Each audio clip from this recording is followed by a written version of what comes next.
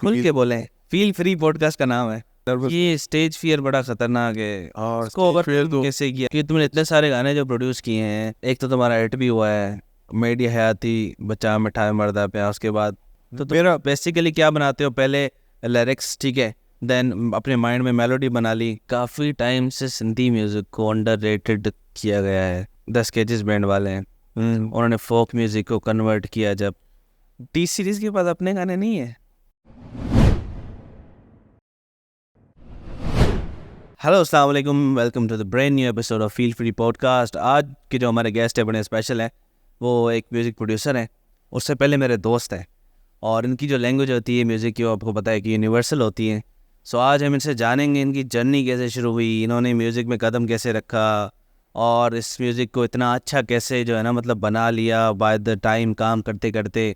सो आप क्या हाल है यार? बिल्कुल ठीक है, आप बताओ। अलहमदुलिल्लाह। यार, आप बड़े मसरूफ़ हैं, आप हमें मिलते भी नहीं, बड़ी मुश्किल से आपको आज हमने बुलाया कि भाई आ जाओ। हालांकि इतनी तेज़ बरसात हो रही है लेकिन फिर भी आपने कहा आज मैंने पहुंचना है पॉडकास्ट। असल में कुछ दोस्त ऐसे होते हैं जिनको आप करना पड़ता है ना उनके लिए, तो ये यू आर मोहब्बत वन है ऑफ देम। ये मोहब्बत है आपकी। सो आप यू डिजर्व। आप और मैं कब मिले थे, मुझे ये याद दिलाओ पहले। कितना टाइम हो गया है हमारे मतलब दोस्ती को? हमारी दोस्ती को, या आज कब मिले? नहीं, आज नहीं, हमारी दोस्ती को फर्स्ट टाइम वहाँ को किसके घर पे मिले थे? कोई जैमिंग सेशन था, कोई कुछ था, इस टाइप का कुछ था? ऐसा कुछ था तो सही। मेरे ख्याल से एक फ्रेंड ने हमारे इनवाइट किया था, उसमें हम मिले थे। उस वक्त शायद जैमिंग का कोई सीन था, म्यूज़िक का ही कोई सीन था, और उसमें ही हम मिले थे।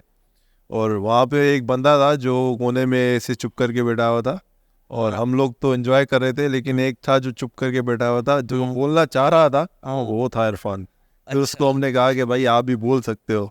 उस टाइम शर्मिला लड़का। हाँ, उस टाइम असल में मैं इतना जानता नहीं था इनको, और मैं आई थिंक मैं म्यूजिक वीडियो बना रहा था कोई, आप नहीं, किसी दोस्त की म्यूजिक वीडियो बना रहा था, उसके बाद हम बैठे थे शायद। उस वक्त म्यूजिक वीडियो बना रहे? हाँ, उससे मैंने म्यूजिक वीडियो कंप्लीट कर दी थी उस दोस्त की।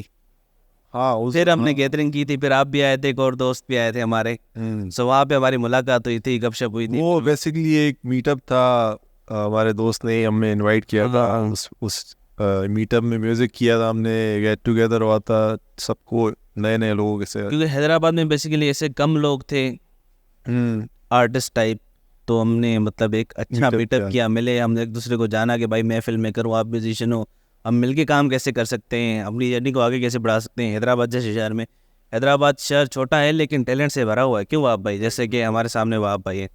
तो आप भाई मुझे ये बताओ कि आपकी अर्ली लाइफ कैसी थी, बचपन से लेके यूनिवर्सिटी तक, थोड़ा मुख्तसर सा बता दे ताकि ऑडियंस आपके बारे में जान जाए, फिर फर्दर जर्नी को आप कंटिन्यू करते हैं। You know what, you are making me खुल के बोले, फील फ्री पॉडकास्ट का नाम है। हाँ, मैं वही कह रहा हूँ। हाँ, कि तुम जो है ना मुझे बूढ़ा फील करवा रहे हो कि अभी मैं कुछ एक हफ्ता पहले ही अभी मैं 25 का हूँ यार। माशाल्लाह, happy birthday bro. Happy birthday. अबे एक हफ्ता पहले आप मेरे फ्रेंड, हम बहुत अच्छे दोस्त थे, आपने मुझे बर्थडे का विश भी नहीं किया। चलो कोई बात नहीं, खैर हो जाता है। तो जैसे एक यंगस्टर की लाइफ होती है, मतलब स्टार्ट से वो एजुकेशन कंटिन्यू करता है, एंड आफ्टर दैट उसी एजुकेशन के स्कूल आपका, स्कूल में, चले मैं थोड़ा इसको इजी कर देता हूँ। स्कूल में आप शरारती थे, आप कोने में बैठ के सुकून से अपनी ज़िंदगी चिल एंजॉय करते थे, या आप इंटेलिजेंट थे? आप किस टाइप के स्टूडेंट थे यार? या एक आर्टिस्ट जो होता है अपनी दुनिया में गुम, टीचर कुछ पढ़ा रहा होता है अपनी दुनिया में मगन? कुछ ऐसा भी था। मतलब 50-50 होता था। कभी मैं अपनी दुनिया में ही गुम होता था, कुछ समझ नहीं आता था, और कभी ऐसा होता था कि मैं I was the topper till the 8th class. अच्छा, हाँ। फिर कॉलेज लाइफ आ गई, मतलब आप जैसे कहते हैं ना नॉर्मल स्टूडेंट, अपनी बस जहाँ पे पार्टिसिपेट करना है वहाँ भी करना है, अपनी दुनिया में मगन में ही रहना है। उसके बाद कॉलेज, मतलब मैंने एजुकेशन को एज अ नॉलेज ही परस्यू किया है, कि एजुकेशन आप करते हो तो आपको नॉलेज देती है, और आपको लाइफ स्टाइल सेट करने में और दुनिया में एथिक्स, मैनर्स और ये सब सिखाता है। तो उस वक्त तो यही था कि भाई कि आपको इसको कंटिन्यू करना है तो इसलिए करना है। और दूसरा ये था कि पीछे से आपको पता है यंगस्टर को कि भाई तुम्हें मैट्रिक करना है, उसके बाद लाइफ इजी है यार। फिर कॉलेज करना है, उसके बाद लाइफ इजी है, फिर तुम्हारी लाइफ जो है ना सेट है। फिर पता चलता है यूनिवर्सिटी है। वो मिसाल है ना कि छोड़े फिर 18+ हो जाएगा।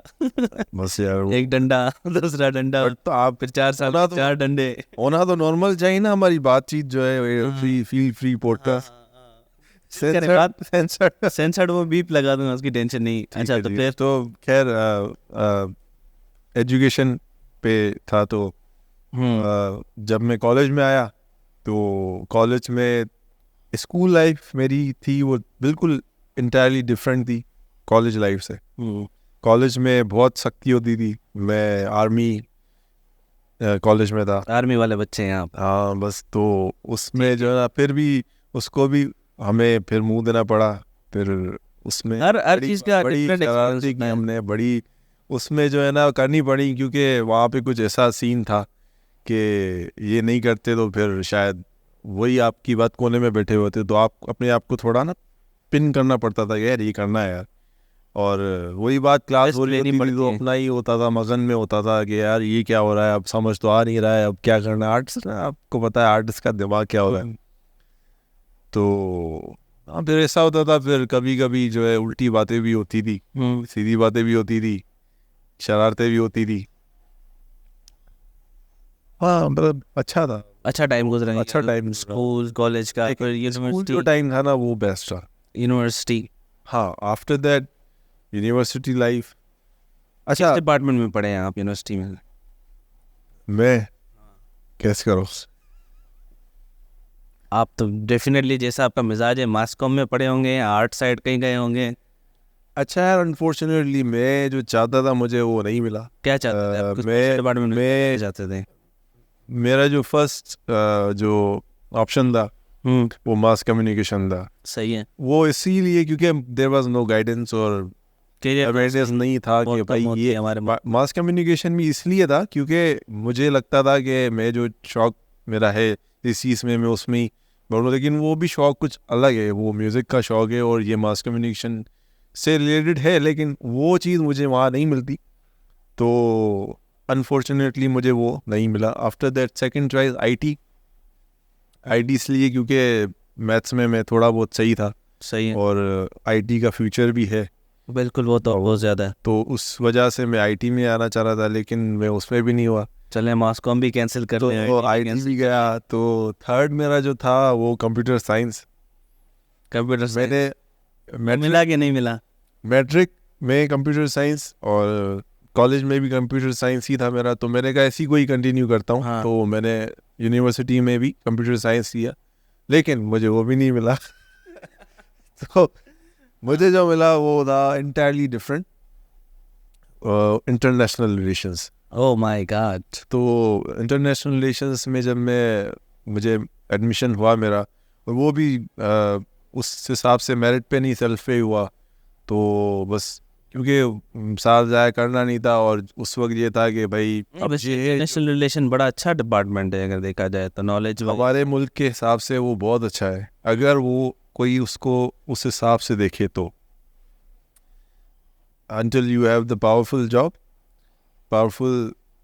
if you have the power, तो यहाँ पे तो आपको पता है अपने मुल्क में क्या है, पावर के सिवा तो कुछ भी नहीं है। और इंटरनेशनल जो है, इंटरनेशनल रिलेशंस जो है इंटायरली रिलेटेड है अपना सीएसएस और करंट अफेयर्स एंड पॉलिटिक्स।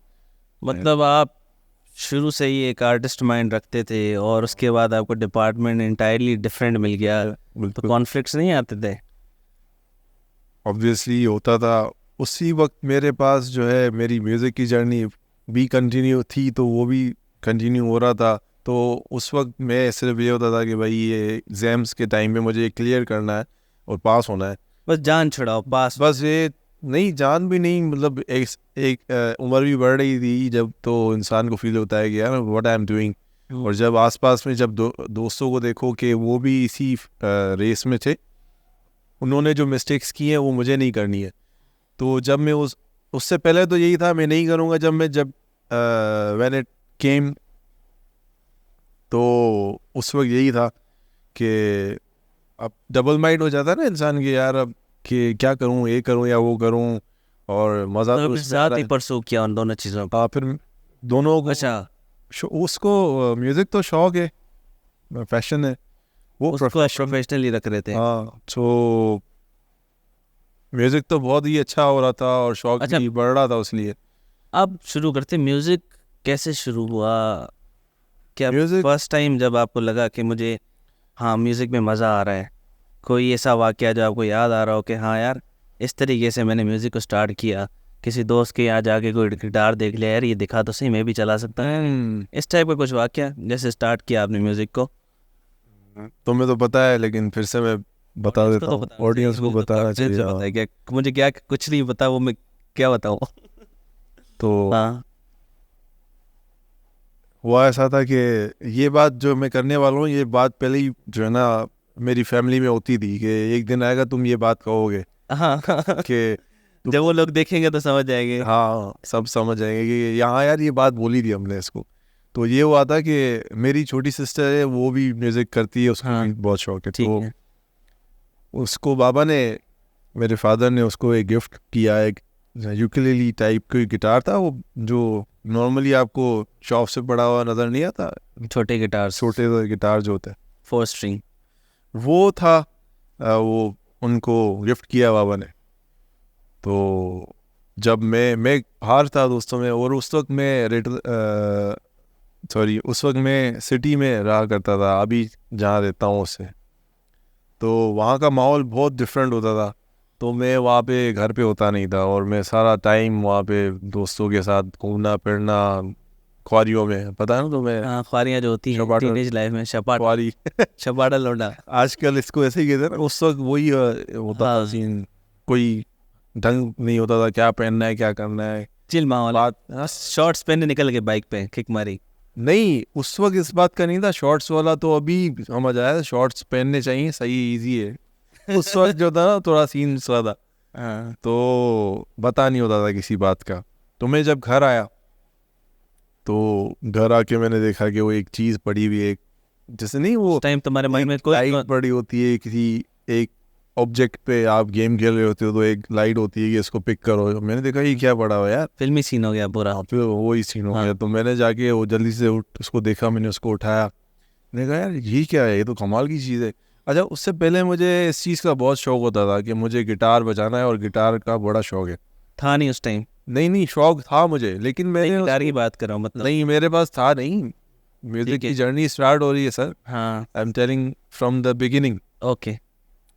तो हाँ, जब वो मैंने देखा, तो मैंने वो उठाया, तो एक छोटा सा गिटार था, इतना सा भी साइज था उसका। तो मुझे, जब मैंने उसको थोड़ा प्ले किया, तो मुझे एक अच्छा सा एक चस्का लग गया कि यार ये तो बड़ी कमाल की चीज़ है। हाँ, फ़ौरन मैंने 2 मिनट में जाके अपने कंप्यूटर पे, मेरे पास एक कंप्यूटर होता था पेंटियम, बड़े मॉनिटर। पेंटियम 4, पेंटियम 3 पता नहीं 4 था, पेंटियम 4 था।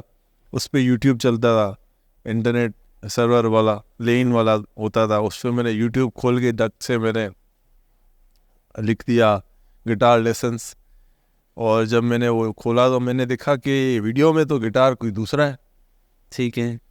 और मेरे पास तो दूसरा है, और वो बजा रहा है। तो ये क्या सीन है समझ नहीं आ रहा, लेकिन फिर भी मज़ा आ रहा था मुझे कि यार हाँ ये कर रहा हूँ तो ये सही है, अच्छा है। ठीक है। तो मज़े से मैंने उसको 1-2 दिन लगाए, और उसके बाद जो है ना मैं उसमें थोड़ा ना इन्वॉल्व होना लग गया, सीरियस हो रहा था कि यार ये क्यों नहीं हो रहा मेरे से। वो तो इतनी आसानी से आदत की ट्यून बजा रहा है, और मेरी ट्यून इतनी बेसुरी ना बजा आदत रहा हूँ, चल जात फदिल कान रहा है।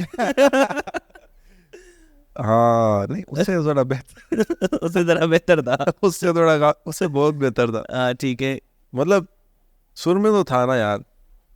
ठीक है। खैर, तो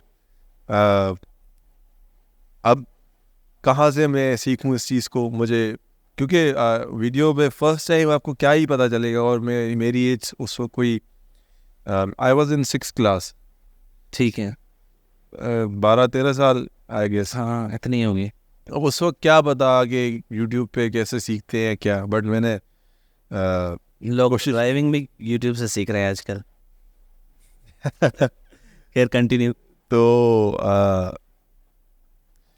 मैं जहाँ पढ़ता था जिस स्कूल में, वहाँ पे एक टीचर हुआ करते थे सॉरी। तो उनके ब्रदर थे जो गिटार प्ले करते थे। वो टीचर हमारे साथ बहुत फ्रैंक होते थे, और एक टीचर नहीं होता जिनके साथ आप जाके कोई भी बात करो, भाई सर ये बात है, सर ऐसा है, हाँ, तो वो उनके साथ ऐसा होता था, फ्रेंडली एग्जैक्टली। तो उनको बताया मैंने ये चीज़ ली है और मुझे ये इसका शौक़ है। तो उन्होंने मुझे कहा कि यार ये तो तुमने बात मुझे सही बताई है, क्योंकि मेरा भाई है वो भी इस चीज़ का शौक़ रखता है और वो बहुत अच्छा बजाता भी है। कनेक्शन मिल गया। हाँ, तो मैंने कहा अच्छा, फिर मुझे यार प्लीज़ यार आप प्लीज़ उससे मिलवाएं। तो जब मैं उसके पास अच्छा, उन्होंने कहा ठीक है मैं तुम्हें उसका नंबर देता हूँ और उससे कांटेक्ट करो और फिर तुम मिल लेना। तो वो भी भाई बहुत बिजी होते थे उस टाइम पे जॉब वगैरह के चक्कर में, तो बातचीत होती थी कब आऊँ, क्या करें, कैसे हो। तो एक बार मतलब हड़ाउड़ी में बस ने मुझे मैसेज किया कि आ जाओ। मैं उस वक्त पता नहीं क्या कर रहा था, मैंने कहा ठीक है आ रहा हूँ। मेरे पास एक बाइक पुरानी थी नहीं, उस पर मैंने बैठ के उस उम्र में मैं निकल गया, और करीबी घर के था उनका घर। तो रोड पे ही उन्होंने मुझे कहा मैं खड़ा हूँ, मुझे आके आप दिखाओ गिटार। तो जब मैंने उनको वो मैं लेके गया था रात, हाँ, छोटा था, और मेरे साथ दोस्त था एक कज़न मेरा। मैं जब मैं वहाँ पहुँचा गिटार लेके, तो उनसे मुलाकात हुई फर्स्ट टाइम। उन्होंने कहा ये क्या लेके आए हो तुम? मैंने कहा गिटार लेके आया, मतलब ये मैं गिटार है ना। तो उसने कहा कि ये गिटार है? ये गिटार नहीं है, ये टॉय है, इट्स अ टॉय। मैंने कहा अच्छा फिर गिटार क्या होता है? कहता है कि तुम मेरे पास कल आना इतने बजे, मैं तुम्हें दिखाऊंगा। मैंने कहा ठीक है। तो पता नहीं तीसरे दिन फिर से वही बातें, वो बिजी हो गया तो मैं उनके साथ मुलाकात नहीं हुई। फिर मैं जब गया जैसे टाइम मिला, तो वो रहता था कोई 3rd फ्लोर पे और मैं नीचे खड़ा था। तो मैंने उनको कहा भाई आ जाए, मैं नीचे खड़ा हूँ। तो जब वो नीचे आया तो वो अपने साथ वो एक गिटार लेके आया। बैग लेके आया वो? बैग नहीं, खुला हुआ था गिटार। हाँ। तो थोड़ा मैं परेशान सा हो गया कि यार ये क्या चीज़ है, क्योंकि वो अलग सा गिटार था, उसको हम क्लासिकल गिटार कहते हैं। और जो मैंने गिटार देखे हैं वो उस वक्त देखे थे वो थे अपना acoustic, electro acoustic, semi acoustic guitars होते थे जो हम नॉर्मली इस्तेमाल करते हैं। वो गिटार लेके आया तो मैंने कहा यार ये क्या है, ये कौन सा गिटार है, ये क्या चीज़ है आखिर?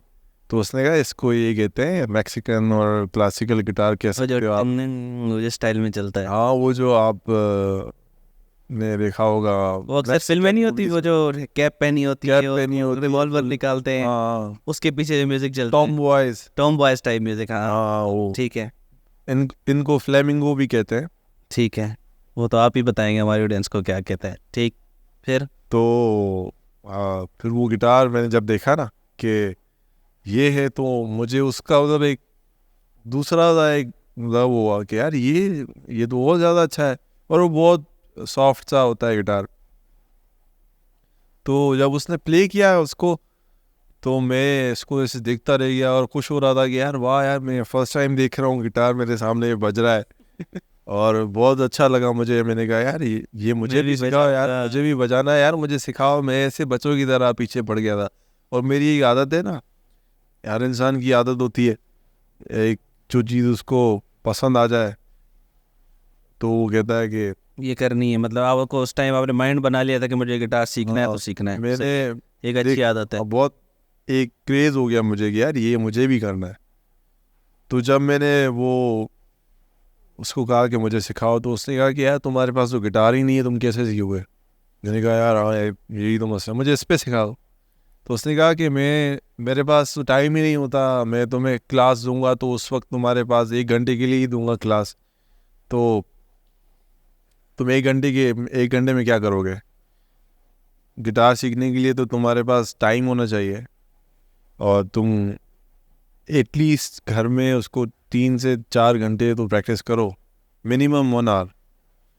तो घर के लिए तुम्हारे पास एक्स्ट्रा गिटार होना चाहिए, प्रैक्टिस तुम घर पे करोगे। तो मैंने कहा ठीक है, मैं देखता हूँ, मसला ही नहीं है। अब मुझे तो पता है ना कि अब गिटार क्या कितने। हाँ, और उस वक्त मैं ये भी सोच रहा हूँ कि इनसे मैं पूछूं कि कितने का मिलता है या नहीं, सही लगेगा या नहीं। मैंने दिल बांध के पूछ लिया, मैंने कहा यार कितने का गिटार मिलता है। और मेरे दिमाग में था कि कोई बहुत महंगे गिटार मिलते हैं, कोई बड़े। और उस वक्त मैं क्या कहते हैं ना, वो उस टाइम मतलब बंदा बच्चा होता है और उसको वो बहुत मुश्किल चीज। हाँ, मतलब वो बोलता है यार अब मैं ये चीज़ हाथ कैसे करूँगा। आप घर पे मैं बोलूँगी मुझे ये लेके दो, घर वाले तो घर सवाल वाले करेंगे ये क्या है, क्यों गए, कहाँ से, क्या शौक हुआ है। हाँ, यही बात के पहली बात तो ये है कि वो बोलेंगे कि अब तुम्हें लेना है ये, इसके लिए तुम पैसे कहाँ से लेके आओगे। अब हाँ। अपने फादर को बोलूँगा भाई बाबा मुझे ये चीज़ लेके दो, वो तो बोलेंगे ना कि यार तुम एकदम से ये कैसे लेके दूँ तुम्हें, अब सब्र करो। हाँ। स्टार्ट में ऐसा होता था भाई, क्या कहते हैं वो, मिडिल क्लास फैमिली वाले लोग हैं यार। तो उस वक्त तो यही था कि भाई अब मैं पैसे कहाँ से लाऊं। अल्हम्दुलिल्लाह, अल्लाह का शुक्र है मिडिल क्लास फैमिली से है।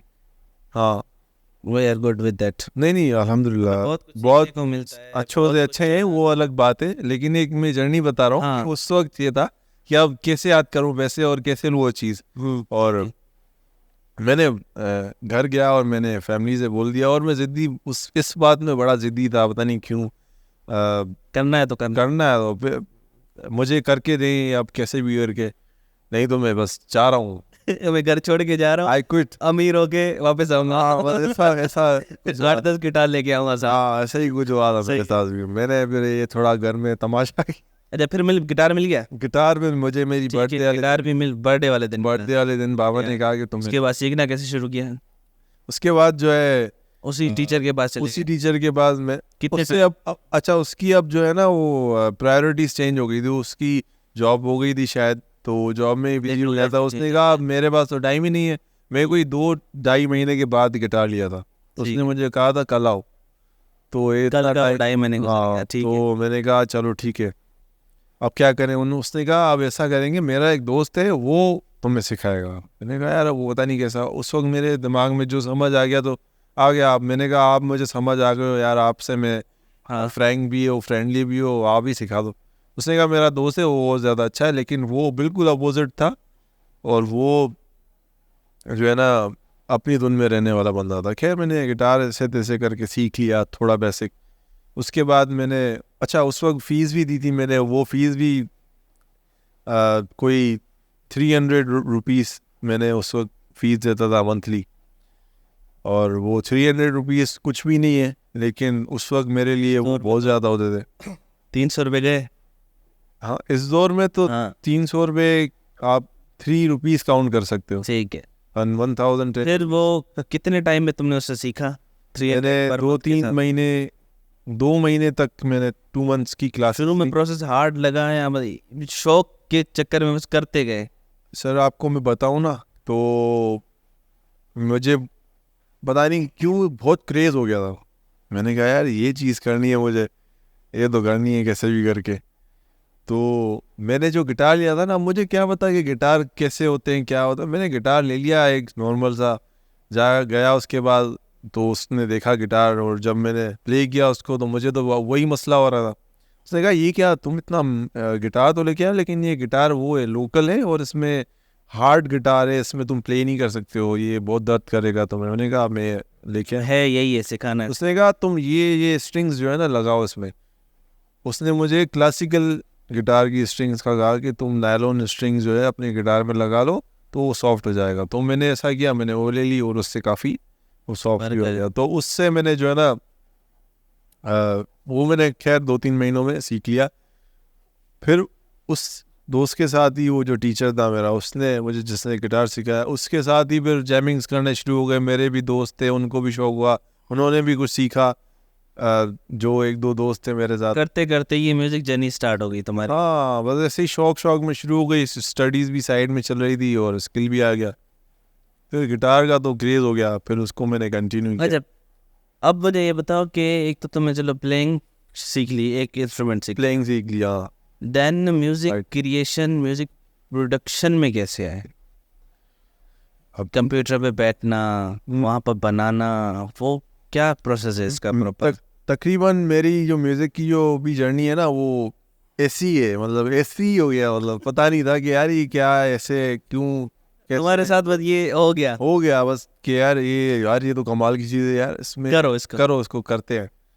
तो गिटार के बाद मैंने जब गिटार सीखा, तो गिटार सीखने के बाद मैंने उसको काफ़ी टाइम प्ले किया, और वो मैं बहुत वो वेस्टर्न जो म्यूज़िक होता था, आई मीन होता है, जो अब के जो लड़के हैं मैंने देखा है उनको, वो तो सुनना पसंद नहीं करते, लेकिन जो पहले के 20s और 90s वाले किड्स हैं ना, उनको वही म्यूज़िक आज तक पसंद है, जो इंग्लिश म्यूज़िक है। मैं सुनता था पिंक फ्लॉयड को, सिस्टम ऑफ अ डाउन, जो अपने मेटालिका, अगर देखा जाए तो आमिर ज़की, ये वाले लोग पाकिस्तान में।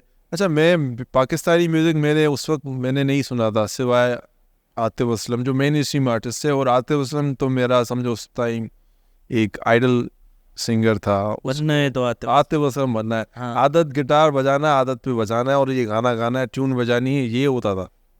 और कुछ पाकिस्तानी म्यूज़िक एक मुझे बना लिया कि मैं स्टेज पे जाऊंगा, आदत गाना गाऊंगा, और आगे से भाई साहब सब फ्लैट, वो ये मेरे दिमाग में होता था, तो मैंने गाया। तो आतिफ असलम को लेके उसके गाने तो गाता था, लेकिन फिर स्विच किया, ऐसे ही मजाक में ये गाने सुनने शुरू कर दिए। सुन रहा हूँ तो मेटालिका सुन रहा हूँ, पिंक फ्लॉयड, उनको गन्स एंड रोजेस बजा रहा हूँ गिटार पे, शौक हो गया, और उनको बहुत प्रैक्टिस करके प्ले कर रहा हूँ। इसको ही कंटिन्यू किया, तो मेरा वो माइंड सेट बन गया कि मुझे ये की जो इस पूरी बात है ना, वाह, इसमें से एक चीज़ पॉइंट बड़ी मतलब मज़े से समझ आती है कि जो भी चीज़ करो ना, प्रॉपरली उसको सीखो, टाइम दो और उसको करना। हाँ एग्जैक्टली, मैं उस वक्त ऐसा होता था, मैं उस चीज़ को मतलब रोकता नहीं था। अब मैं गिटार सीख रहा हूँ तो मैं उसमें ही लगा हुआ हूँ, और उसको मैं छोड़ नहीं रहा हूँ, मैं उसको प्रॉपरली सीख रहा था। ठीक है, फिर मैंने ऐसे ही जर्नी चलती रही, सीखते रहे, आपस में कज़न्स से भी बैंड्स भी बना लिए, आपस में वो गोल्स भी सेट हो गए कि यार हमें आगे जाके ये करना है। रॉकस्टार मूवी आई थी उस वक्त उस रॉकस्टार मूवी देखते थे तो एक कीड़ा होता था कि यार ये क्या है यार, जॉर्डन, एक कज़न है मेरा, वो तो उसने तो जॉर्डन पूरा अपने अंदर ले लिया था, उसकी ड्रेसिंग भी वो कर रहा है, उसकी लाइफ स्टाइल भी फॉलो कर रहा है। वो भी मतलब ये होती है ना फैमिली में कज़न्स की एक वो बातें, यार ये करेंगे, वो नादानियाँ। तो फिर ऐसा मैंने तो उसको कंटिन्यू रखा, गिटार प्ले करता रहता था मैं। फिर इवेंट्स का टाइम आया, फिर मेरे नए दोस्त बने, उनसे मिलने के बाद फिर मुझे इवेंट्स पे परफॉर्म करने का उनके साथ मौका मिला, फिर लाइव परफॉर्मेंस वाली जर्नी भी फिर मैं अब जो है ना सोशल ही हो रहा था। उस वक्त मैं सोशल ही नहीं था, अब मेरा पहले सीखा, फिर उस पर ग्रिप की, देन उसको एक्सपेंड करना शुरू किया। एग्जैक्टली। अब क्योंकि मैं देखता था कि यार इवेंट्स होते हैं यार, लोग परफॉर्म करते हैं, गिटार प्ले हो रहा है, ये वो आवाम नाच रही है पागल। मुझे गिटार उस वक्त 2014, 15, 16 का जो टाइम था यार, वो टाइम होता था, म्यूज़िक होता था अपने शहर में, पाकिस्तान में इवेंट्स होते थे, क्रेज होता था, माहौल अच्छा होता था, और वो बहुत अच्छा वक्त होता था। उस वक्त म्यूज़िक बहुत अच्छा होता था। अब जो अब होता है ना, उससे काफ़ी अब म्यूज़िक, अब हर चीज़ डिजिटल हो गई है भाई, डिजिटल हो गई है हर चीज़। मुझे जितना लगता है ना, मेलोडी नहीं रही, वो जो एक सोलफुल एक एलिमेंट होता है ना म्यूज़िक का, जब आप सुनते हो, जैसे उस्ताद साहब सैफ अली खान की जो मेलोडीज होती। आपने आतिफ असलम का एल्बम सुना है दूरी? हाँ, पुराने वाले सुने हैं मैंने, दूरी रही, ठीक है, उसमें तो मेलोडी, दूरी में आदत, जो अपना हम किस गली जा रहे हैं, दूरी, हम किस गली जा रहे हैं, मेरा फेवरेट माही वे, ये जो गाने हैं ना, उसके बाद कभी आपने देखा आतिफ असलम का कोई ऐसा गाना आया हो? जुनैद जमशेद के जो दिल दिल पाकिस्तान, ये शाम, जुनून के जो गाने थे, ये जज्बा जुनून सही होनी, ऐसे गाने आना बंद हो गए यार। वो क्या वजह क्या है इन गानों को, मतलब क्यों इन चीज़ों? इस पे भी आते हैं ना, आगे आते हैं ना इस पे भी। बहुत अच्छा म्यूजिक होता था उस वक्त, तो इवेंट्स भी होते थे और वो एक क्रेज होता था ना कि स्टेज पे जाना, यार अब देखूं यार, मुझे भी शौक है, मैं भी बजा देता हूँ, अच्छा है बहुत। क्योंकि मैं देखता था कि ऐसे ही लोग नॉर्मल, जिसको अभी 3-4 कॉर्ड बजाने आए और वो स्टेज पे खड़ा हुआ है और उस प्रॉपर ट्रेनिंग नहीं है, बस बजाने आ गए। यार जब ये कर रहे हैं तो मुझे भी तो करना चाहिए, मुझे भी शौक हुआ एक। फिर मैंने नए दोस्त बनाया उनके साथ, तो फिर उन्होंने मुझे सपोर्ट किया, अपने साथ लेके गए। फिर ऐसे ही लर्निंग्स हुई, सोशली हुआ, कॉन्फिडेंस बढ़ा, जो स्टेज वाला डर ख़त्म हुआ। डर तो हमेशा रहता है, नर्वस। ये स्टेज फियर बड़ा खतरनाक है, इसको ओवरकम तो कैसे किया? वो ख़त्म नहीं हुआ कभी भी आपका, लेकिन कॉन्फिडेंस तो आ जाता है ना, एक कॉन्फिडेंस आ जाता है। एग्जैक्टली वो कर करके तो ज़ाहिर है। अब हम ऐसे बात कर रहे हैं, हमारे सामने कैमरास हैं, ये कैसे हुआ, क्यों? ये भी हम कैमरास के आगे आए हैं, हमने उसको फेस किया है, कर करके अब ये हमारे लिए एक नॉर्मल सी बात, नॉर्मल हो गई ये बात, मतलब सिचुएशन को काम कर लिया है हमने अपने आप। ठीक है, ये एक ना वो नेचुरल बात होती है, आप जो एक चीज़ कर रहे होते हो ना, कर करके आप उसके नेचुरल बात है, जब तक आप सिचुएशन में जाओगे नहीं, आपको सिचुएशन पता ही नहीं चलेगी। हाँ, आप फील करोगे ना, तो आपको, अभी हम नॉर्मल बैठे हैं, हम फील करेंगे कैमरास पड़ी यार, हाँ पता नहीं क्या है, मैं सही लग रहा हूँ या नहीं लग रहा। हाँ, चिल सीन है। हाँ चिल सीन है। अगर हम ये करेंगे ना तो हम नर्वस हो जाएंगे और बात भी नहीं कर पाएंगे। तो स्टेज का भी ऐसा ही है यार, जब आप स्टेज पे जा रहे होते हो उससे पहले आपकी टांगें भी कांप रही होती हैं। भाई मेरे साथ तो आज भी ऐसा ही होता है जब भी इवेंट। मैं अपना एक वाकया बताऊँ ना, मैं फर्स्ट टाइम स्कूल में था, 6th-7th में था, तो हमारे फंक्शंस होते थे ना, तो मुझे दोस्तों ने पिन किया, तू जा। असेंबली के टाइम पे ही ऑडिशन कर दिया था उन्होंने, ऑडिशन ले रहे हैं भाई, आज जिसको गाना गाना है स्टेज पे आके गा लो। तो भाई गाता तो था मैं, कि कीड़ा तो बचपन से था गाने का। दोस्तों ने भेज दिया आगे मुझे, मैं चला गया स्टेज पे खड़ा हूँ। अब भाई साहब मेरी पूरा नर्वस, टांगें मेरी काँप रही हैं। अब मैंने गाना शुरू किया है, हाथ में माइक लिए, दिल दौलत अरमा ये मेरी जान। उसके बाद सब भूल गया मैं उधर देख रहा हूँ, वो जो पूरा स्कूल हंसा। तुम्हें हो रहा है कहीं टमाटर तो नहीं आ रहे। वो पूरा स्कूल हंसा। फिर मैं मायूस होकर नीचे खड़ा हो गया। भाई मैंने कहा बेइज्जती होनी थी, हो गई है। लेकिन हाँ, एक बात मैंने नोट की, एक कॉन्फिडेंस थोड़ा बिल्ड हुआ कि हाँ यार, इन सब के सामने तो मैं खड़ा हूँ, ये तो बेशरम बन गया मैं, थोड़ा बेशरम तुम बेशरम बन गए। ये सीन होता है। मैंने सोचा मुझे अब बेशरम बन जा रहा है। हाँ, मैंने सोचा ये लोग तो नहीं आए ना स्टेज में, मैं तो आया तो सही ना, इतना कॉन्फिडेंस गेन करके आया तो सही ना। तो बस गेम अब मेरी है, टेंशन नहीं, दोबारा मैंने गाया। सबसे पहले ऐसा ही होता है, आपको अपनी आप खुद ही आपको सेटिस्फाई और आपको खुद ही सेल्फ मोटिवेटेड होना पड़ता है स्टार्ट में, मोटिवेट करना पड़ता मैं तो कहता हूँ फॉरएवर ऐसा होना चाहिए, you should be self motivated. जिसको होना चाहिए यार, जब भी मैं डाउन फील कर रहा हूँ कि कैसे सही करना है, अपने इमोशंस को इतना कंट्रोल में रखो हर सिचुएशन में कि आप उसमें कामली सरवाइव कर जाओ। वो फिर तुम फर्स्ट टाइम गए, कॉन्फिडेंस बिल्ड हुआ, तुमने कहा यार गालियाँ तो बढ़ गई, अब क्या है, अब कह रहे भी बढ़ गई, खत्म हो गया। ऐसे पढ़ के जब मैं बेशरम मुँह के आगे, एक दिन ये सारे मुझे जो है ना बोलेंगे कि यार तू सही like Irfan, be like Irfan, ये सही था। अच्छा, फिर तुम्हारी जर्नी आगे, सोशल इवेंट्स भी हो गए। मैं इवेंट्स शुरू किए, इवेंट्स बहुत सारे इवेंट्स किए उस वक्त, बहुत इवेंट्स करते थे फ्री ऑफ कॉस्ट, कोई पैसों का। इवेंट का कोई ऐसा मज़ेदार वाक़या जो जल्दी तो मुझे बता सको? कि होता है ना, कभी गाना गाते गाते लिरिक्स भूल गए, गाते गाते स्ट्रिंग टूट गई, गाते गाते लिरिक्स कितनी बार बोले हो स्टेज पे? सही होता ना? आज भी मैं लिरिक्स भूल जाता हूँ। हाँ, अपनी बना लेते हो? अपनी बना लेता हूँ, इवन आते जो भी आया नाना नूनू भी कर लेता हूँ मैं, बस ऐसा हूँ। देख रहा हूँ कि एंजॉय कर रहा है क्राउड और लिरिक्स भूल गया हूँ, मैं बस ऐसे भी कर लेता हूँ नाना नूनू, बस वो एंजॉय कर रहे हैं। बेसिकली परफॉर्म करते वक्त क्राउड को एंजॉय करवाना होता है, को एंजॉय करवाना होता है ना, entertain, you are entertainer at the time, you are not a singer और एन आर्टिस्ट और एन म्यूजिशियन। आपको उस वक्त ये देखना है कि आपको एंजॉय करवाना है क्राउड, लिमिट्स में रह के। ऐसा नहीं है कि बस कुछ भी आया बात। अच्छा बाब, तो ये तो इवेंट्स वाला सिलसिला हो गया।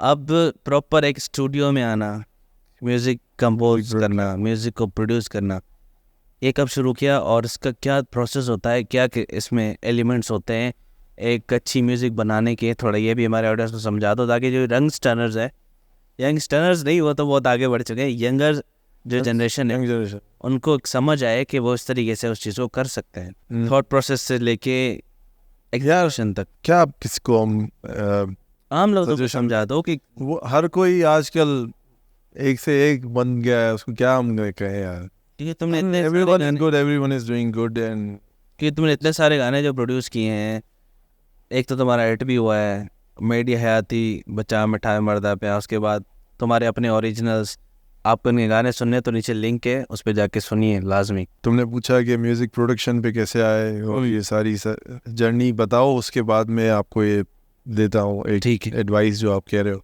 जैसे मैंने बताया मेरी म्यूज़िक प्रोडक्शन म्यूज़िक की जर्नी जो है वो स्टार्ट हुई तो बस ऐसे ही हुई, बस पता नहीं था, बस हो गया तो हो गया। तो ऐसे ही म्यूज़िक प्रोडक्शन में भी ऐसा ही हुआ कि पीसी में एक सॉफ्टवेयर होता था वर्चुअल स्टूडियो के नेम से, उसमें ड्रम्स, गिटार, पियानो, हर चीज़ होती थी। वो सिंपल सा एक सॉफ्टवेयर होता था, उसको मैं बजाता था और मैं गाना चलाता था, उस पीछे आते वसलम का आदत या कोई भी ऐसा फेमस सॉन्ग, उस पे मैं वो ड्रम्स बजाना शुरू हो जाता था, ड्रम्स बजाता था, पियानो बजाता था। तो ऐसे एक्सप्लोर करने का बड़ा मुझे शौक रहा है, क्रेज है नई नई चीज़ों में। हाँ, तो मैंने कहा यार ये कैसे होता है, ये कैसे होता है। तो इस चक्कर में मैंने जो है ना, पता ही नहीं चला मैं कब मैं प्रोडक्शन में छलांग मार दी मैंने। मतलब और गो विद द फ्लो वाला सीन हुआ, मतलब और चीज़ों को एक्सप्लोर करते गए, उसमें घुसते गए, घुसता गया, मैं चलता गया। मैंने इस पे गाना ही बनाया, मैं चलता गया, वो बताता हूँ बाद। तो मेरे मामा है नोमी अली, उनको कौन नहीं जानता भाई, द स्केचेस के म्यूजिक प्रोड्यूसर। बिल्कुल, स्केचेस के म्यूजिक प्रोड्यूसर, गिटारिस्ट, मतलब बस ये मामा मेरे नोमी अली, उनकी कोई तारीफ क्या तारीफ के मोहताज ही नहीं है, मोहताज नहीं, मिलवाएंगे आपको उनसे। तो अगर वो देखेंगे तो मुझे बड़ी गालियाँ पड़ेंगी, खैर वो बस पड़ेंगी, ठीक है। उनका एक अपना स्टूडियो है घर में अभी भी। तो उनको मैं देखता था कि यार म्यूज़िक बन रहा है, कैसे क्या हो रहा है। मैं जब भी जाता था देखता था इनके स्टूडियो में कि गाना बन रहा है और रिकॉर्डिंग हो रही है, मतलब तो वहाँ से अडॉप्ट करना, वहाँ से मुझे अडॉप्ट होने चीज़ें हुई, शुरू की। ये रिकॉर्डिंग भी होती है, सभी होता है, खुद भी एक्सप्लोर करने का शौक होता था। तो मुझे गिटार का तो वैसे ही शौक था, तो मैं उसको रिकॉर्ड करना चाहता था। तो एक बार मैंने सॉफ्टवेयर इंस्टॉल किया, उस पर मैंने ट्राई किया, वो मुझसे नहीं हुआ। फिर मेरे एक दोस्त थे म्यूज़िक प्रोड्यूसर सावल मुगल, उसने मुझे बहुत गाइड किया स्टार्ट में, उसने मुझे सॉफ्टवेयर दिया।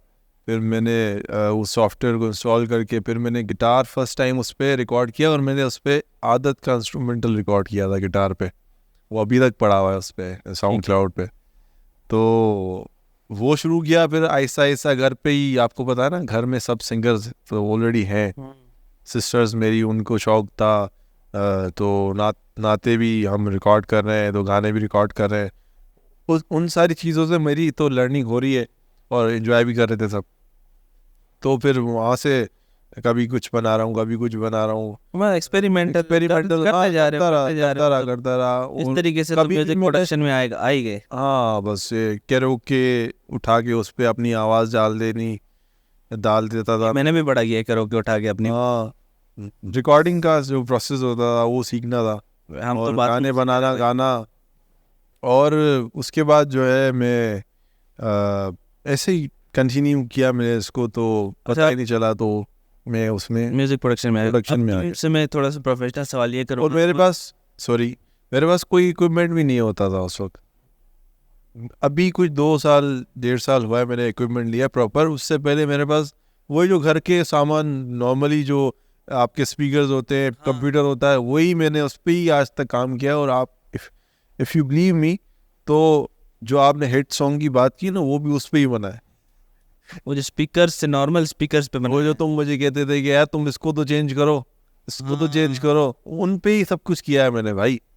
एक्सपेरिमेंट्स एक्सप्लोर ऐसे किए। क्योंकि साउंड का पूरा जो प्रोसेस होता है वो एयर प्रैक्टिस पे होता है। Exactly. जैसे आप जितना सुनते जाते हैं उतना उस चीज़ को समझते जाते हैं कि Exactly. ये साउंड ऐसे आ रहा है, ऐसे आ रहा है। हाँ, अब मैं तुमसे पूछने वाला हूँ प्रोफेशनली एक सवाल कि तुम्हारा क्रिएशन प्रोसेस क्या है क्रिएशन किसी भी प्रोसेस। सॉन्ग को बनाने के लिए? हाँ, क्योंकि काफ़ी सारे लोगों को ये सवाल होगा कि यार ये गाना कैसे बनता है।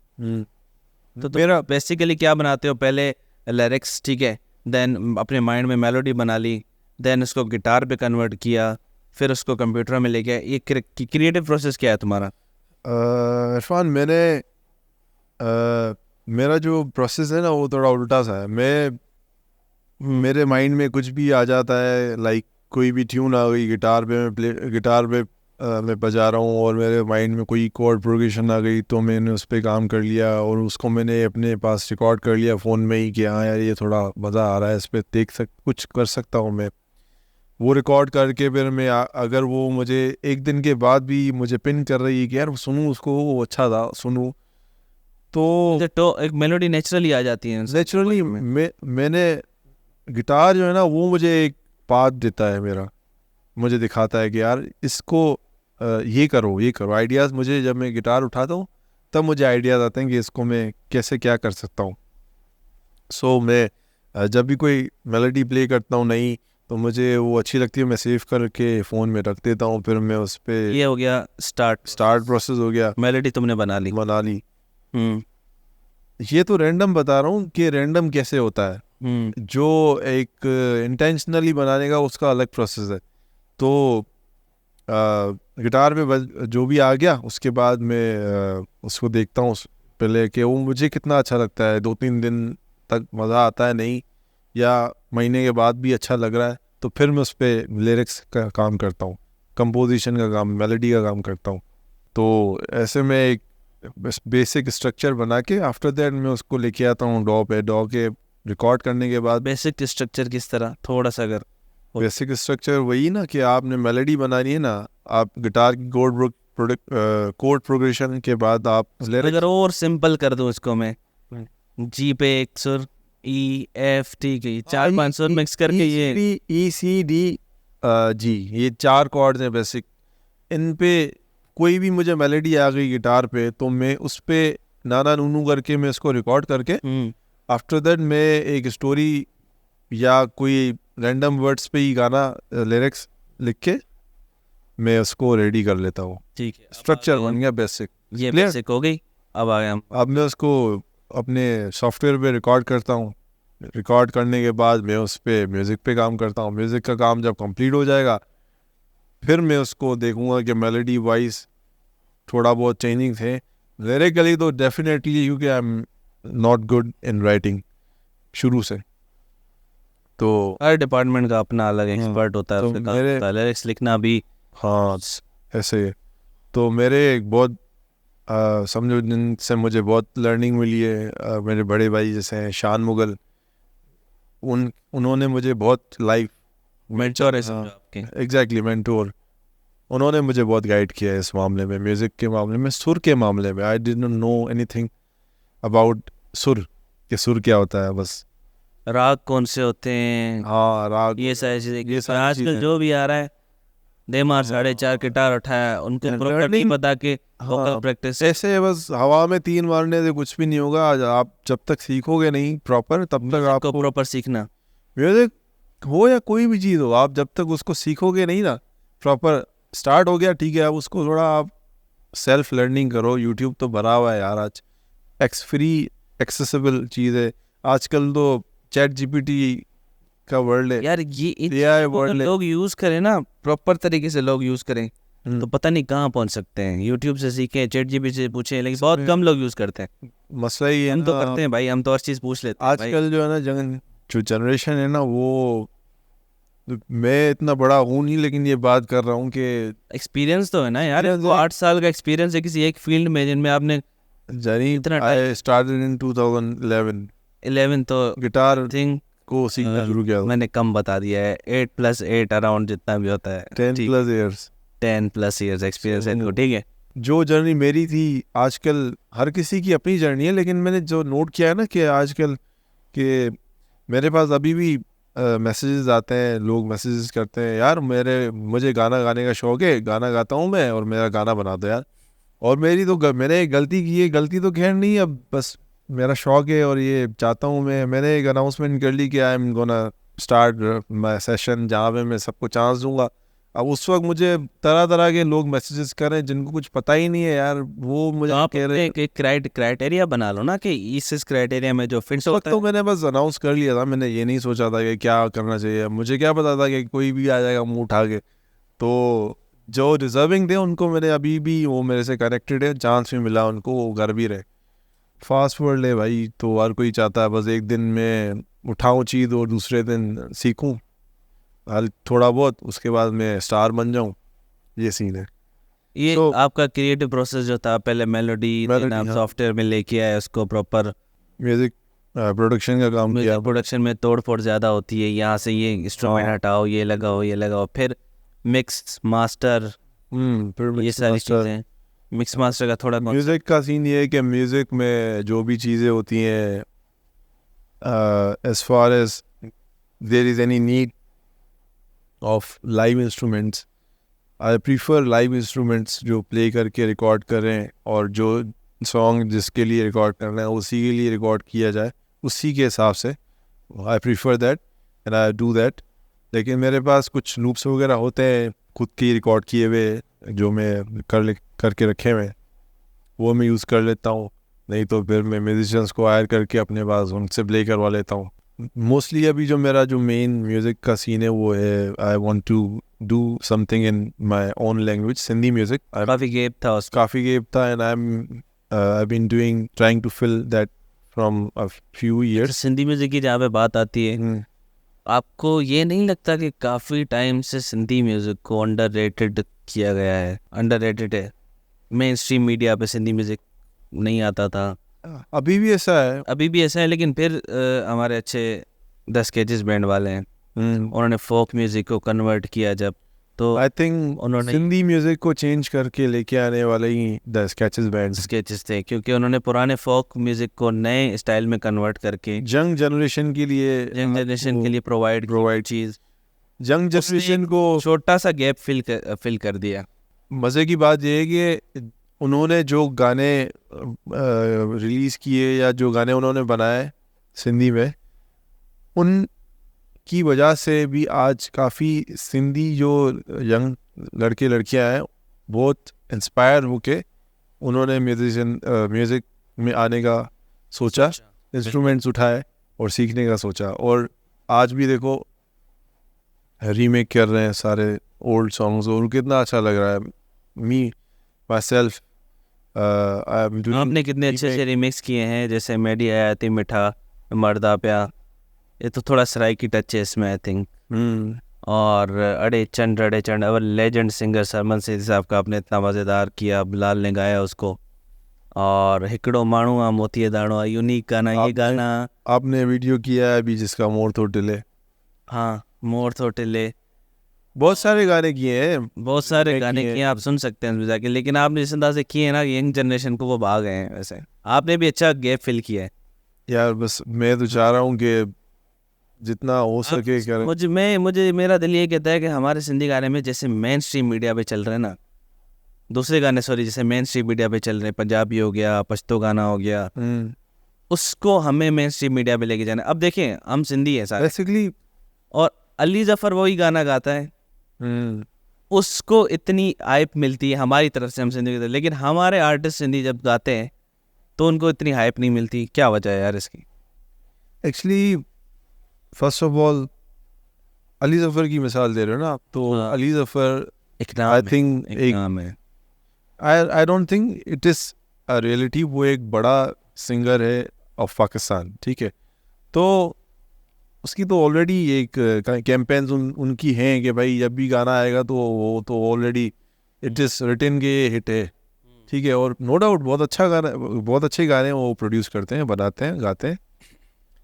जहाँ तक as far as we talk about ये जो आपने गाना बताया सिंधी, कौन सा गाना?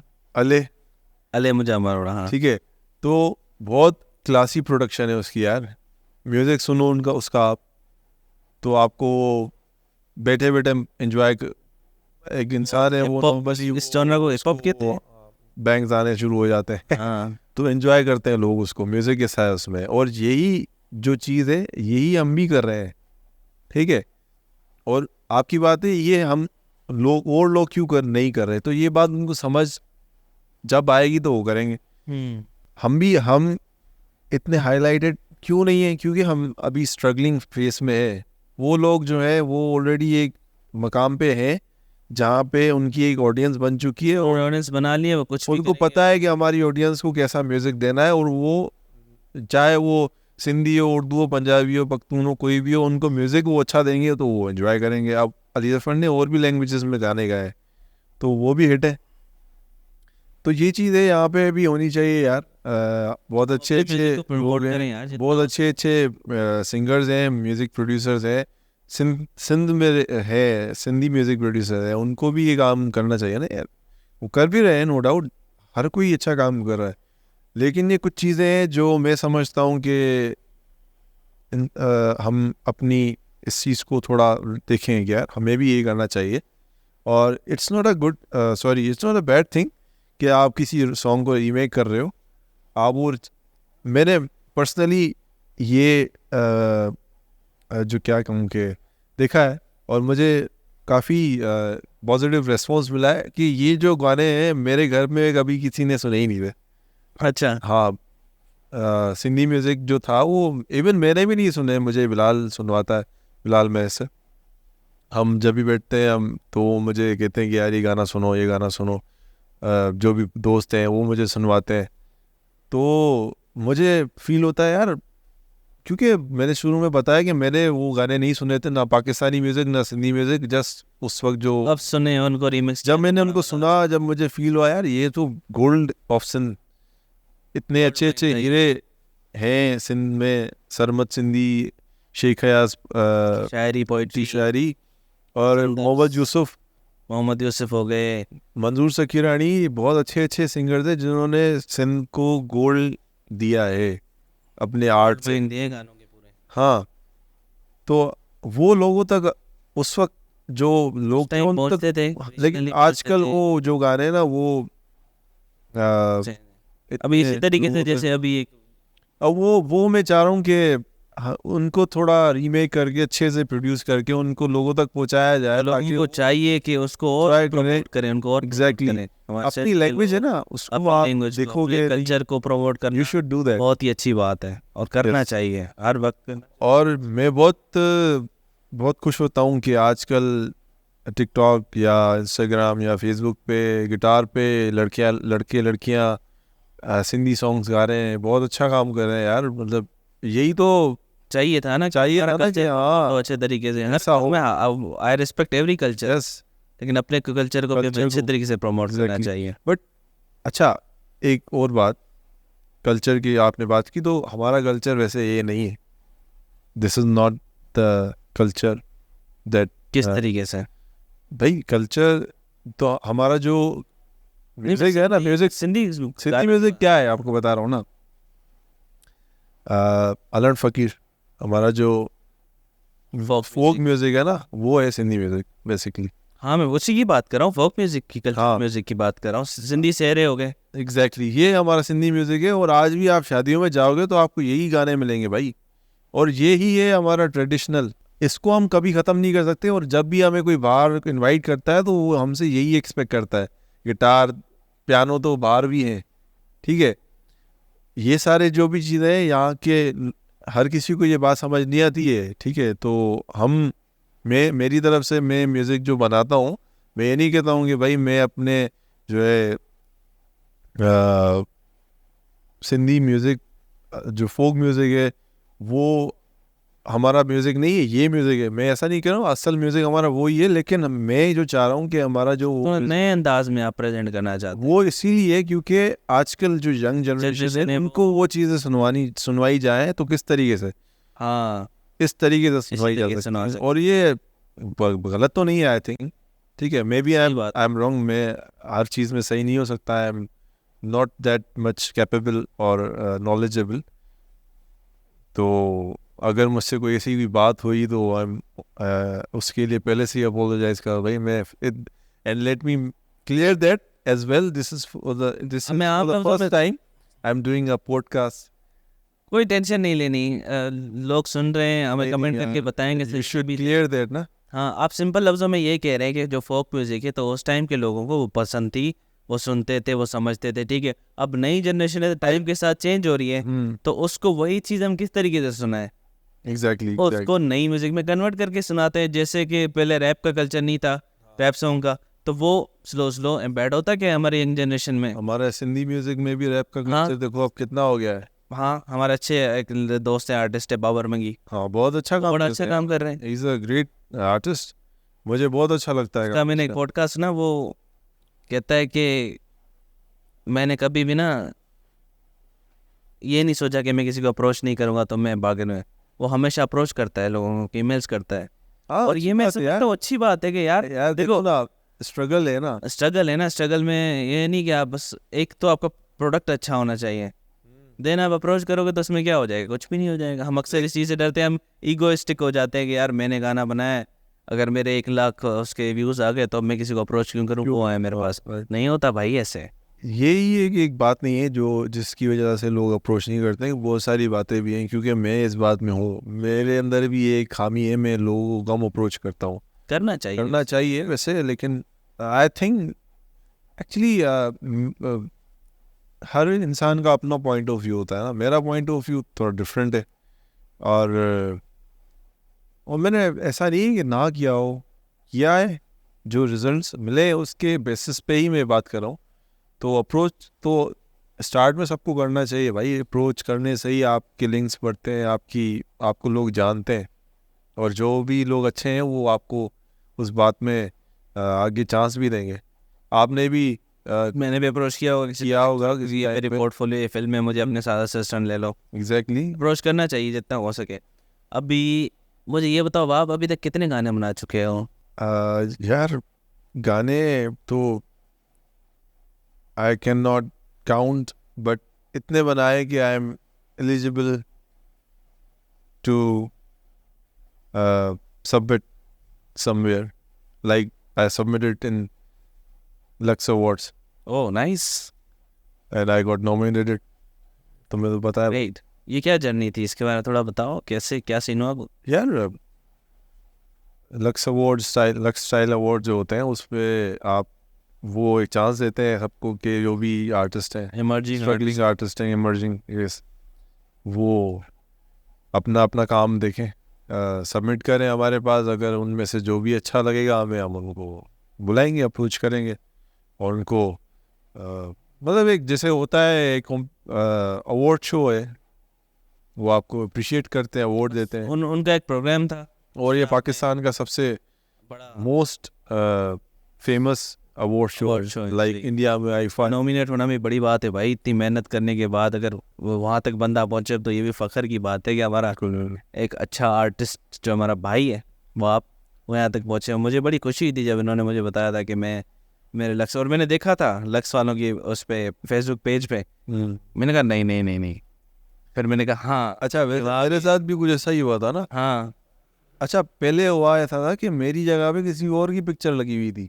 नहीं हाँ, नाम मेरे सबके 2 3 सॉन्ग्स थे, और मेरे 12 सॉन्ग्स जो है वो नॉमिनेट, 12 सॉन्ग सबमिट किए थे, वो सब एक्सेप्ट हो गए। 12 नहीं किए थे, मेरे पास जो भी अच्छे थे मैंने सारे किए थे, मुझे पता नहीं था मैंने कर दिए।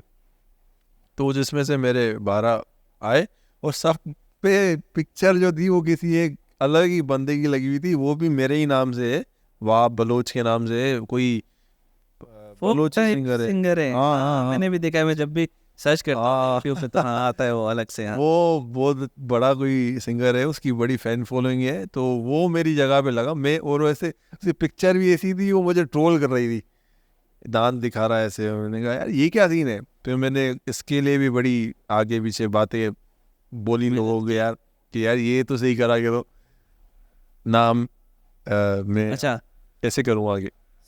तुम्हारी लाइफ का म्यूजिक में सबसे अच्छा प्रोजेक्ट कौन सा था और सबसे वर्स्ट प्रोजेक्ट कौन सा था? नहीं मुझे छोड़ दो, मैं मेरा तो सारे वर्स्ट थे जो तुमने बनाए होंगे। मैंने कुछ कहा क्या? नहीं तूने कुछ नहीं कहा, मैं समझ गया, लेकिन वैसे प्रोफेशनली मैं कुछ कहा नहीं, लेकिन सब समझ आ गया। प्रोफेशनली। अच्छा मेरे गाने में यही बनाता था, अब नहीं बनाता। नहीं यार, अभी अभी बनाया एक कभी कभी देर पीना। बताओ बताओ बताओ, फिर हम इसको रैप अप करते हैं जल्दी से। तो सर क्या, हाँ सवाल ये प्रोफेशनल बेस्ट गाना और वर्स्ट गाना वाइल रिकॉर्डिंग और एवरीथिंग। यार इरफान, ये आज ही मैं शान भाई से बात कर रहा था, तो हमारी ये बात हो रही थी कि हमें जब भी जितने भी क्लाइंट्स मिले ना आज तक, जिनके भी हमने काम किए ना, वो हमें मिले हैं सर दर्द करने वाले, हाँ जिनको कुछ समझो पता होता नहीं है, और वो हम बस कहते हैं कि यार ये मतलब वो जैसे हम उस दिन वीडियो बना रहे थे।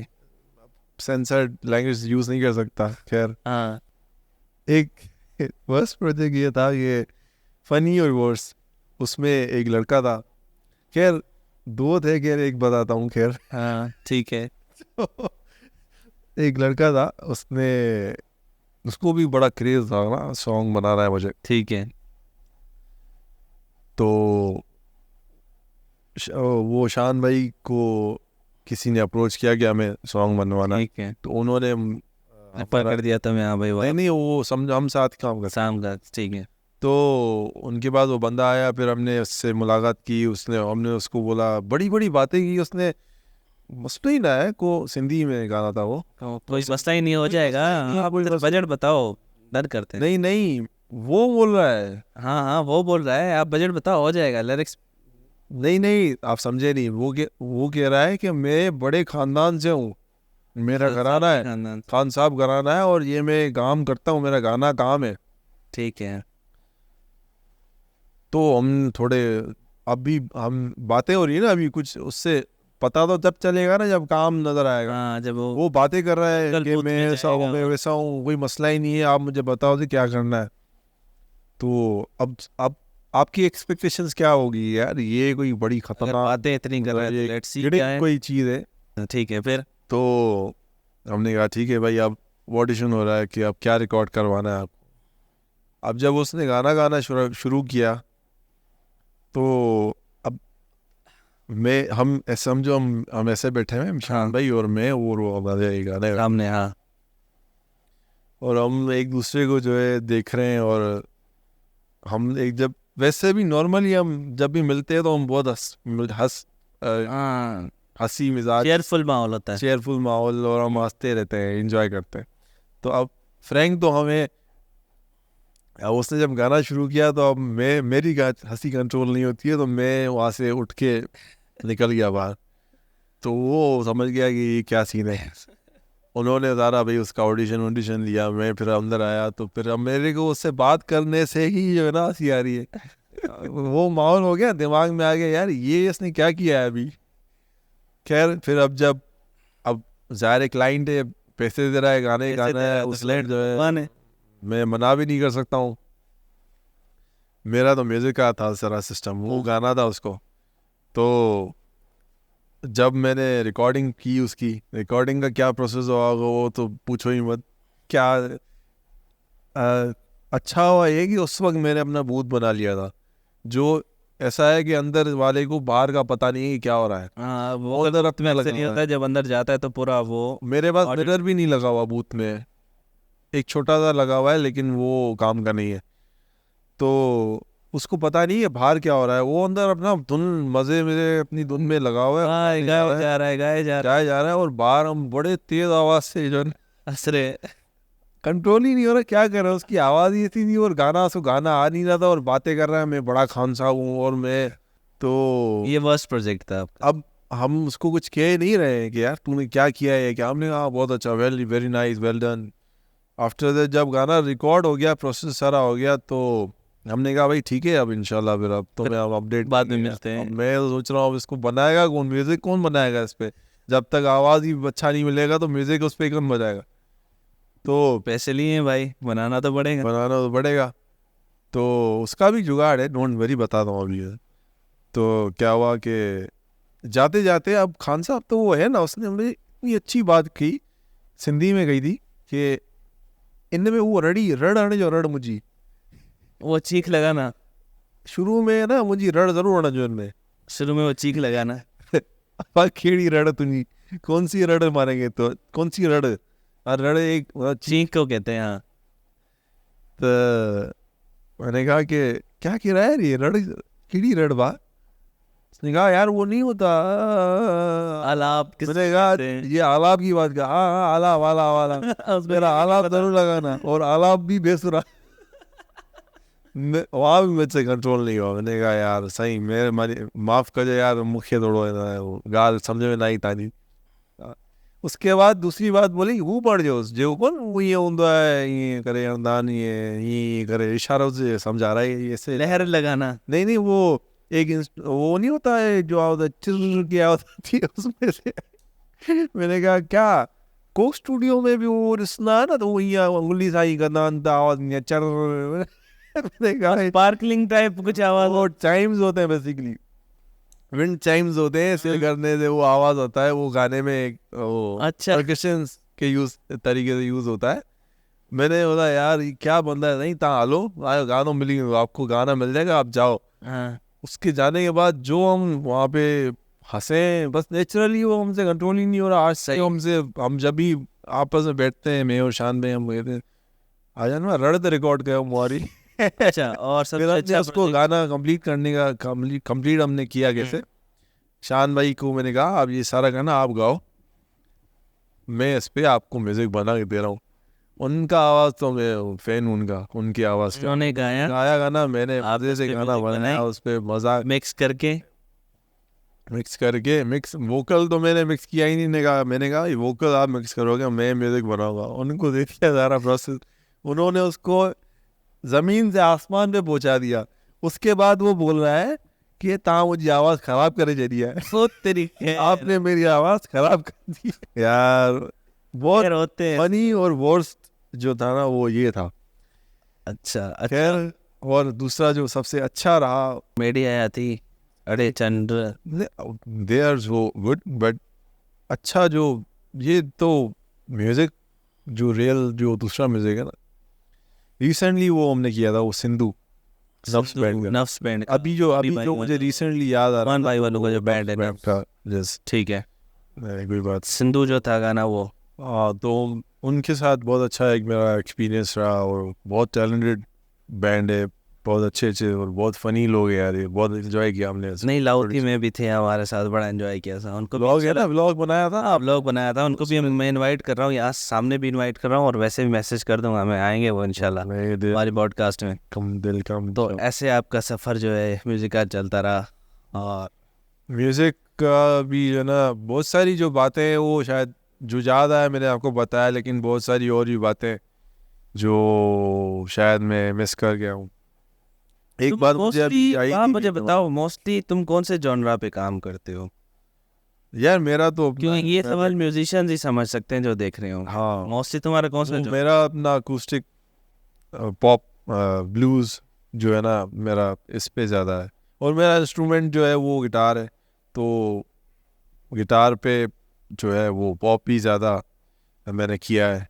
तो मेरा तो बेस्ट फेवरेट जॉनर जो है वो पॉप है, लेकिन आजकल मैं प्रायोरिटीज़ चेंज होती रहती है, एक्सपेरिमेंट्स करता रहता हूँ। तो अभी मेरा जो सबसे अच्छा है वो dance hall dance hall genre. यार मैं बड़ा एक सीरियस सवाल करने वाला हूँ तुमसे। सीरियस सवाल करो। सीरियस सवाल, सीरियस हो जाए? नहीं सीरियस नहीं होना, सीरियस सवाल है। ठीक है यार देखो, एक अच्छा आर्टिस्ट है, वो इतनी मेहनत करके गाना बनाता है। कौन है? कोई भी आर्टिस्ट, तो गाना बना दिया उसने, रिलीज भी हो गया, ठीक है, उसको इतनी रीच नहीं मिली, ठीक है। देन मैं बताता हूँ, एक हजरात चाहत फ़तेह अली खान साहब, उन्होंने गाना बनाया, रिलीज किया, इतनी रीच उनको मिल गई। Why people are choosing to see that kind of content, मुझे ये समझ नहीं आता। If they have good amount of content on internet, so आपके पर्सपेक्टिव में इसकी क्या रीज़न है? Irfan, you have just asked a real question now. Yes, जिसका जवाब जो है वो बहुत मुश्किल है, बहुत एग्जैक्टली बहुत मुश्किल है, क्योंकि आवाम को समझना। फिर भी क्या तुम्हारे हिसाब बस इतना कहूँगा कि आर्टिस्ट के लिए जो है ना 5 लोग भी सुनने वाले हैं ना, उसको समझने वाले हैं, उसकी वही अचीवमेंट है। वो कहेगा यार that is my achievement and I have 5 people जो मुझे समझ रहे हैं, मुझसे रिलेट कर रहे हैं, मेरे म्यूज़िक को समझ रहे हैं, और वही 5 लोग फॉर एवर रहेंगे उसके लिए, instead of that like people जो 2 दिन के बाद आपको पहचानेंगे भी नहीं। ऐसा मैंने भी एक्सपेरिमेंट सब किए, मैं सब किया है हमने, लेकिन सिंपल सा जवाब तो ये था। और अब इसको थोड़ा एक्सप्लेन करूँ तो ऐसा है कि अच्छा म्यूज़िक कितना भी कर लो आप, लोगों को पसंद वही आएगा जो जिसमें जब तक कोई मिर्च मसाला अजीब भाई वही होती है वो तब जब तक ना हो। ठीक है। आई डोंट नो व्हाई, ये मैंने नोट किया है। मश्करी नहीं करते जब तक आप उसमें लिरिक्स कोई अजीब से ना हो, वीडियो कोई अजीब सी ना हो, तब तक वो उस चीज़ को। आजकल मैंने एक और बात नोट, असल में वो लोगों को चाहिए एक कंटेंट जो आप वो अपने चैनल्स पे डालें और वो से वो अपने आप को एक दूसरों की फेम से दूसरों की मेहनत से अपना हाँ, ये सीन है यार मेरे हिसाब से। तो ये अगर देखा जाए ना तो एक तहजीब जो पिछले लिरिक्स में थी, पिछले गानों में थी, एक शनास थी, किसी गाने में अच्छे अच्छे अल्फाज यूज़ किए जाते थे, अब वो ख़त्म होती जा रही है। जैसे रैप सॉन्ग तो अक्सर आपने देखे, अब जब तक उसमें गाली ना डाले वो इतना अट्रैक्ट नहीं करता।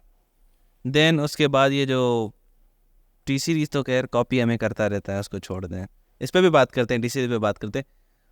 उनके गानों में भी बम डिगी डिगी बम। अब इंडियन कल्चर कितना म्यूजिक में रिच है आप। खैर ये सॉन्ग्स नहीं, ये म्यूजिक है बस। जिस बमरी भी बहुत, मैं समझता हूँ बहुत चेंज आ गई है म्यूजिक में, लिरिक्स में भी। मैंने थोड़ी देर पहले ही वो बात बोली थी आपको कि वो जो दौर था ना जब मैंने म्यूजिक स्टार्ट किया था, वो एक्चुअली दौर था जब ये गाने बनते थे, सॉरी जब ये गाने सुनने को मिलते थे, रियल सॉन्ग्स जो आज तक हम सुनते। आज कोई चंद ही गाने मिलते हैं सुनने के लिए जो हम पसंद करते हैं। इवन कोक स्टूडियो भी देखो आप, वो काफ़ी हद तक बेहतर बनाता है। हाँ, लेकिन वो तो है, लेकिन कुछ चंद सालों से आप देख रहे हो वो हाँ, ये क्या हो रहा था। लेकिन अभी भी मतलब ये कोक स्टूडियो जो हमने सुना था वो नहीं है। Coke studio has entirely changed this time. बहुत अच्छा म्यूजिक किया है उन्होंने, लेकिन कोक स्टूडियो वो भी उसी ट्रेंड की तरफ जा रहे हैं जहाँ न्यू जनरेशन जा रही है, वहीं पे। कोक स्टूडियो जो था ना वो था रॉयल हयात का, जो वो भी तो दौर के थे ना। स्ट्रिंग्स ने प्रोड्यूस किया था, रॉयल हयात ने प्रोड्यूस किया था, शुजा हैदर, शानी अरशद, ये था एक्चुअली कोक स्टूडियो जो कोक स्टूडियो बना। फिर अब तो ज़ाहिर है the world has changed, evolved. वो वही बात है ना कि अब वो ट्रेंड्स की तरफ जा रहे हैं, यंग जनरेशन को लेके आ रहे हैं। मोस्टली रैप्स आपने, कुछ बैंड्स हैं जो हैं आज म्यूजिक अच्छा कर रहे हैं, लाइक बयान बैंड है। हाँ, Pepsi battle of the band में जो थे। हाँ, और कश्मीर बैंड है, बिलाल वाले। क्यों है ये? आई थिंक बयान का तो सारा ये वही है, नेस्केप इन्वेस्टमेंट के ही लोग हैं ये सारे, और ये बहुत टैलेंटेड है। इनकी जो ये सर्किल था ना, ये सारे लोग देख लो आप, बहुत सुधरे हुए, बहुत डिसेंट और बहुत अच्छा म्यूजिक करने वाले लोग हैं।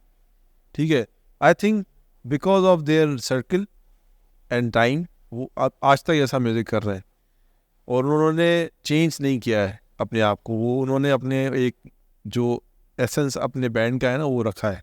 वो भी तो बात है ना, जो वो लोग सुनेंगे उस तरीके का तो उसी तरीके का म्यूजिक प्रोड्यूस करेंगे ना। वो तो देखो ना, उन्होंने वो पुराने गाने सुने, आज की जनरेशन कहाँ सुन रही है। देखो मेरी बात ऐसा है कि इरफान अबू भुट्टो की एक ऑडियंस है जो इरफान को उसी फॉर्म में एक्सेप्ट करती है। अगर वो इरफान अबू भुट्टो से इरफान ताज क्या कहते हैं एक अलग सा नाम दे दे तो वो उसको उस तरीके से एक्सेप्ट नहीं करेगी। तो उसको पता है ऑडियंस को कि यार ये लेंस यूज़ करता है और ये कलर्स यूज़ करता है वीडियो में, और वी लव दैम। ऐसे ही बयान की एक ऑडियंस है, कश्मीर की ऑडियंस है जो नहीं, मैं वो बात नहीं। मेरे पास तो वो सारा यूट्यूब एल्गोरिथम पे, एनालिटिक्स पे तुम्हारे पास भी आता होगा कि मेरे पास तो डिफरेंट ही गानों का आता है मेरे जो चैनल पे। तो जो लिरिक्स है ना, जो समझने वाले लोग हैं, वो एक ऑडियंस से 25 से शुरू होती है, वो बढ़ती जाती है। जो म्यूजिक एंजॉय करने वाले हैं ना, वो 25 से कम वाले। हाँ एग्जैक्टली।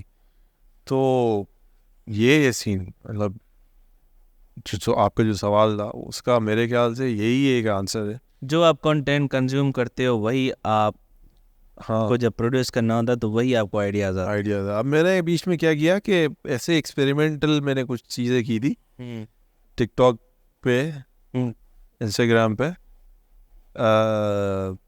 ट्रेंड चल रहा था बीच में, डायलॉग विद बीट्स यशराज ने स्टार्ट किया था, हाँ, मैंने भी वो शुरू किया।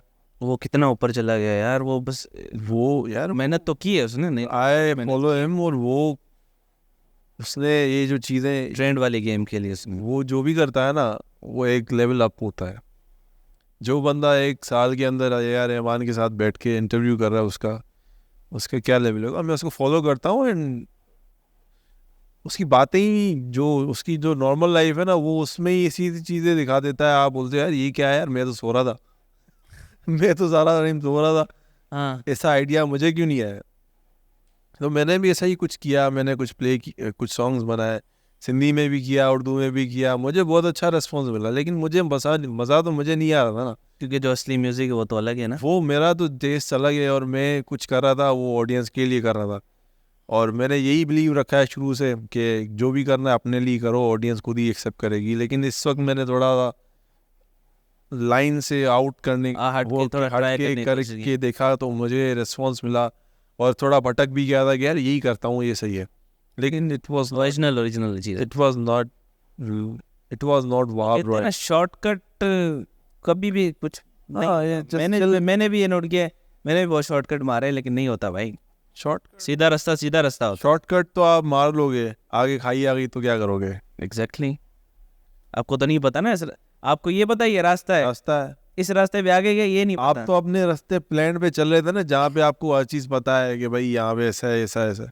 शॉर्टकट पे तो हर चीज जो है देयर इज ये सारा सीन है म्यूजिक का।